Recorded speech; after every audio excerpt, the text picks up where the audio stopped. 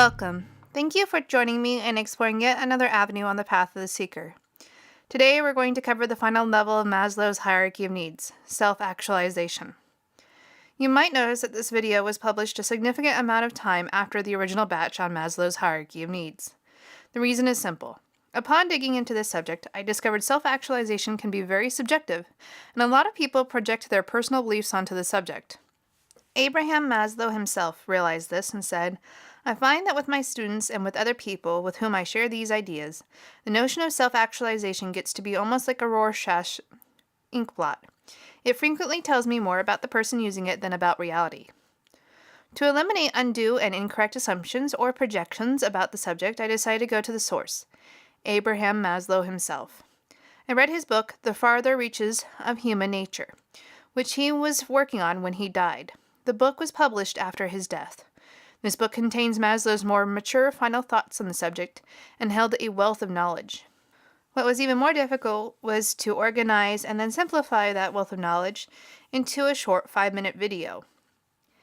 Even Maslow admits it is unfortunate that I can no longer be theoretically neat at this level. First and foremost, what is self-actualization? Well, if you Google the word, you'd find this definition. Self-actualization, the realization or fulfillment of one's talents and potentialities, especially as a drive or need present in everyone. Upon reading Maslow's thoughts on the subject, it is, as he says, not as neat on this level as this definition implies. First, Maslow identified 2 different types of self-actualized people, or what you could say are degrees. The first set of people he described as the non-peakers, are more essentially practical, realistic, mundane, capable, and secular people, living more in the here and now world, what I have called the D realm for short, the world of deficiency needs and deficiency cognition. In this, people or things are taken essentially in a practical, concrete, here-now, pragmatic way, as deficiency suppliers or frustrators, as useless or useful, helpful or dangerous, personally important or unimportant.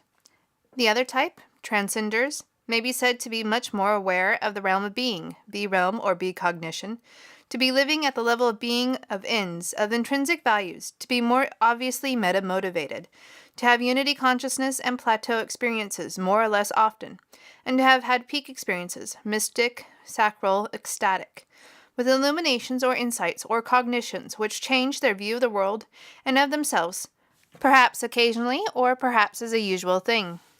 As you can tell, Maslow struggled with this a little. One of the most important aspects of self-actualization that he dwelled on as being a defining indication of someone who reached self-actualization is the peak experience. A peak experience is generally defined as a moment accompanied by a euphoric state achieved by self-actualized individuals. Now that might sound a bit vague to some people. I assure you, to a mystic or anyone who is deeply spiritual, these moments of transcendence are natural and often sought after. They are at the heart of the peaceful blissfulness I found in my own life. Luckily, Maslow didn't stick with peak experiences as the only way to identify self-actualized individuals. Instead, he goes into more detail. As he noted when stating the 2 types of self-actualized people, there is one group that does not routinely have peak experiences. Maslow identified 5 important aspects of a self-actualized person in Chapter 3 called Self-Actualizing and Beyond. Number 1. Experiencing without self-awareness. This is when you are so focused on a project you lose track of space-time and outer stimulus. Any writer, artist, or athlete will recognize this state easily enough. Athletes call it the zone. Number 2, growth choice instead of fear choice. It means making each of the many single choices about whether to lie or to be honest, whether to steal or not to steal at a particular point, and it means to make each of these choices as a growth choice. This is movement towards self-actualization. Number 3, being honest and taking responsibility. Maslow says, when in doubt, be honest rather than not. This is one of the great steps. Each time one takes responsibility, this is an actualization of the self.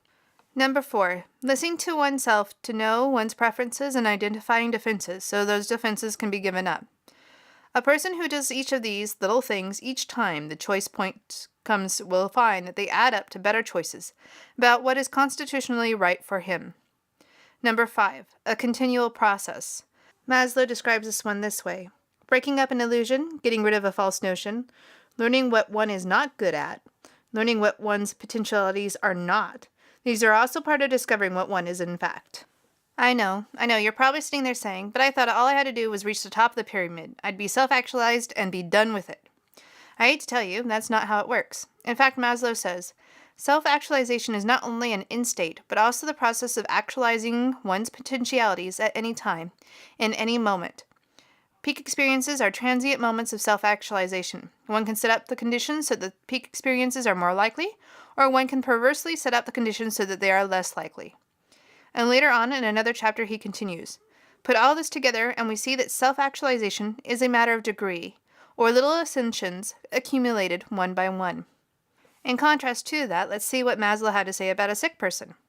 The people who are sick are not themselves. They are people who have built up all sorts of neurotic defenses against being human. Further, he states, if the psychoanalytic literature has taught us nothing else, it has taught us that repression is not a good way of solving problems. The level of self-actualization, then, is a process in and of itself. There are different layers, and some people stay at the more concrete real-world level of self-actualization. But Maslow was very specific in saying the self-actualizing person is able to concrete and abstract, as the situation calls for. So those stuck in the non-peak experience group of self-actualizers don't experience the depth of that state of being. They are trapped more in the concrete world, unable to access the part of the psyche capable of abstract thought. They are only capable of conceiving that which can be seen, weighed, or measured in the physical world. I say stuck because if that's the way they express peak experience, it's mostly because they are limited by their beliefs. Although Maslow does not say it in his book, it is a reasonable next step that the reason such people fail to have peak experiences is that they simply cannot conceive of them, and therefore to the concrete realist, peak experiences have no value. There's so much more I could share regarding Maslow's research, and I will do so in my blog. You can check out the link in the description box below and look to the right of the page for tags that have to do with Abraham Maslow for those upcoming blogs. For now, I think Abraham Maslow gives an excellent reason for why we should pay attention to the people who've reached self-actualization, and why they are so worthy of study. It has been my experience through a long line of exploratory investigations going back to the 30s that the healthiest people, or the most creative, or the strongest, or the wisest, or the saintliest, can be used as biological assays, or perhaps I could say as advanced scouts, or more sensitive perceivers to tell us, less sensitive ones, what it is we value as a species. Radiant.